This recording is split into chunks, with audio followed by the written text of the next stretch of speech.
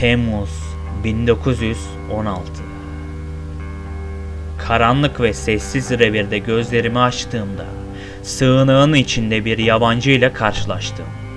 Soldat Boisrond. Diğerlerinin ölümüne tanıklık etmiş, hayatta kalmış tek kişi olan Boisrond'un hikayesini anlattı. Gözleri korku ve umutsuzlukla parlıyordu. Boisrond'un ağlamalarını duyduğumda onun yaşadığı korkunç kaderin izini sürmek üzere yola çıktım.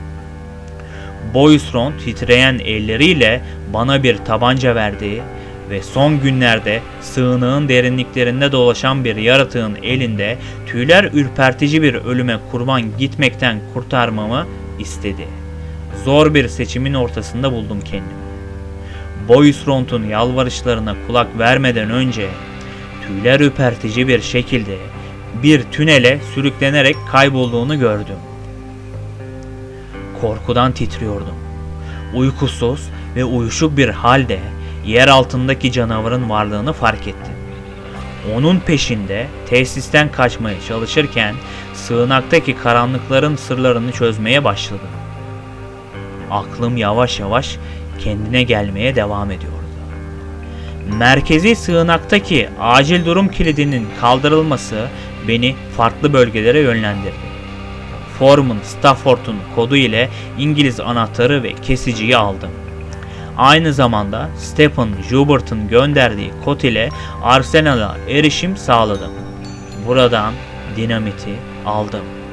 Fakat yaratık beni o kadar zorladı ki saklana saklana ve karanlığın içinde gizlene gizlene elimde tuttuğum ufak bir dinamo fenerle yavaş yavaş ve hızlı adımlarla ilerledim. Perili Roma tünellerindeydim. İhtiyacım olan fünyeyi bulmak zorundaydım. Çılgın Toussaint Beauf ile karşılaştım.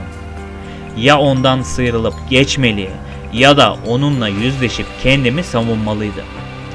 Kararımı verirken Beauf'un şarkıları çılgınca kulaklarımda yankılanıyordu.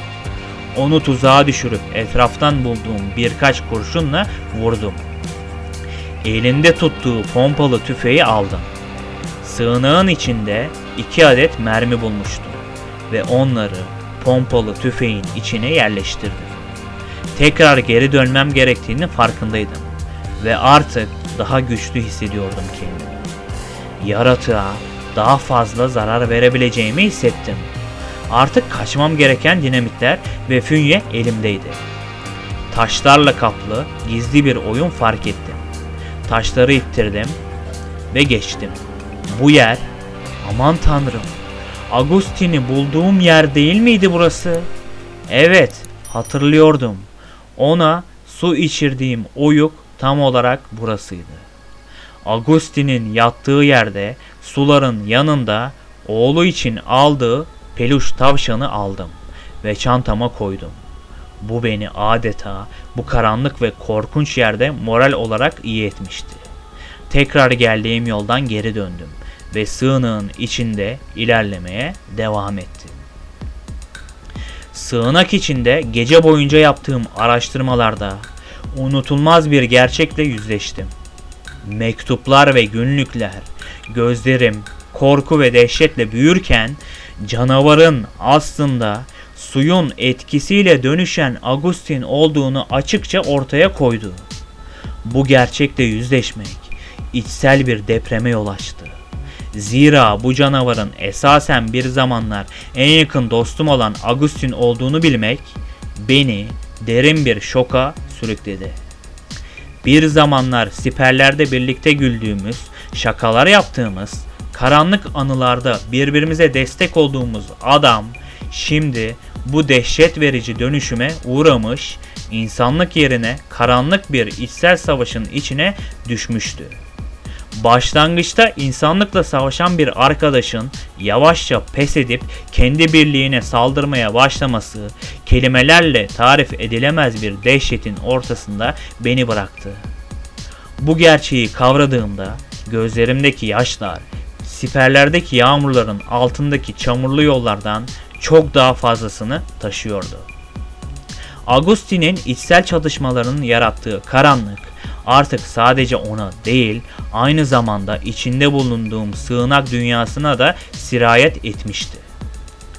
Henüz sindiremeden bu canavarın peşimden gelmeye devam ettiğini ve onunla yüzleşmek zorunda olduğumu bilmek beni bir kabusun içine sürükledi.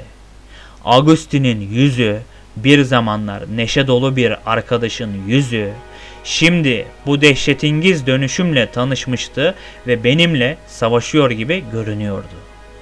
Karanlık tüneller, mektuplar ve hayatta kalmış bir avuç delil bana gerçeğin acı yükünü tanıştırmıştı. Ve şimdi bu yükü sırtımda hissetmek her adımda daha da ağırlaşıyordu. Dinamiti yerine yerleştirdim.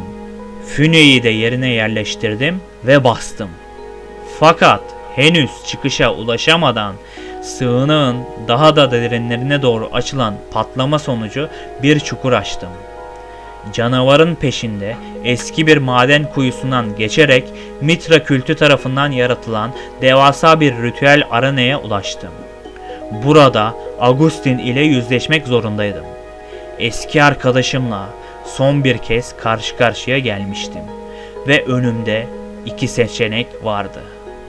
Ya onu öldüreceğim ve çıkış yolunu bulmak için koşmaya devam edeceğim ya da onunla birlikte uçurumdan aşağı düşüp ölecektim. Arkadaşıma son kez bağırdım ve aklıma bir fikrin geldiğini hissettim. Çantamdaki peluş ayıyı çıkardım ve arenanın geçiş yollarının tahtadan yapıldığını sezdim.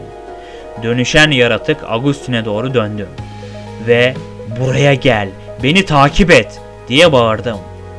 Tahta zeminin üzerinden yürüyerek diğer tarafa koştum. Elimde olan peluş tavşanı tahtanın üzerine attım. Bana doğru gelen Agustin birden duraksadı ve peluş tavşanı eline aldı. Tanrım, ağlıyordu. Bu nasıl bir acıydı? En yakın arkadaşım Agustin o yaratığın çok derinlerinde hala yaşıyordu. Fakat daha çok kişiye zarar vermemesi için elimde tuttuğum pompalı silahla durduğu tahta zemine ateş ettim. Ve kırılan tahtayla birlikte yaratık uçurumdan aşağı doğru, boşluğa, karanlığın içine doğru düştü. Birden her tarafın çökmeye başladığını ve düşen kayaların sonucu arenanın sonunda ufak taşların olduğunu gördüm. Onları kenara iterek gün yüzüne çıktım. Dengemi kaybedip uçurumun kenarından aşağı düştüm. Cesetlerle dolu, su dolu bir hendek beni bekliyordu. Son duyduğum ses Alman devriyesinin yaklaştığıydı. Gökyüzünden düşen bir parça gibi geçmişim ve geleceğim arasında sıkışmış, bilinmeyen bir sona doğru hızla ilerliyordum. Ve buradan kurtulmuştum.